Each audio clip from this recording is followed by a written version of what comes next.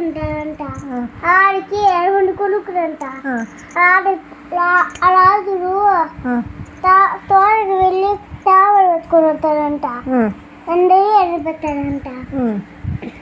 మళ్ళా ఎన్ని చేపలు పట్టుకొస్తారు? ఒగ్గోలు పట్టుకొస్తాడంట. మళ్ళా ఎండు పెట్టాలంట. తానా తప్పలు ఎండాయి కానీ ఒక తావ మాత్రం ఎండలేదంట. మళ్ళా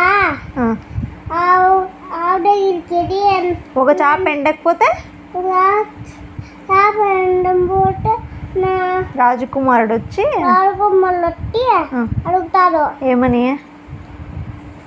తప్ప అన్ని తాపలు ఎండాయి కానీ ఎందుకు ఎండలేదని ఎందుకు ఎండలేదని నా పుట్టిన నెయ్యలేదు అని అన్నా. ఏమడ్డం వస్తుంది? ఎందుకు చేప ఎండంది? అది చెప్పాలి కదా ఫస్ట్. అవునండి మేలేడు అంట. నన్ను మేపలేడు అనంట. మళ్ళా బువ్వ పట్టలేడు నాకు అవ్వ అన్న. మళ్ళా ఆవిడ వెళ్ళి అవ్వా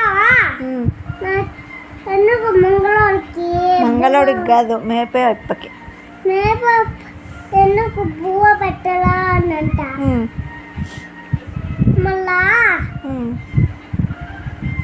పాప ఏడుస్తుంది అనంట. అనంట. అందుకే నేను పెట్టరా అనంట. మళ్ళా తాత దగ్గర నేను కొట్టిపిస్తా చూడు అన్న ఎక్కువ అనంట. మళ్ళా చీమ పుట్టింది అనంట. మళ్ళా చీమ దగ్గరికి వెళ్ళి నా ఏళ్ళో చీమ ఎందుకు కుట్టినావు అంటుందంట. చీమ ఎందుకు పుట్టినావు అని అంటుందంట. పుట్టిందంటున్నా. మళ్ళా చీమ ఏం చెప్తుంది చీమ? నా పుట్టనంటే నేను కుట్టను అని చెప్పిన. చెప్తుంది అంతే, అది చెప్పాలి.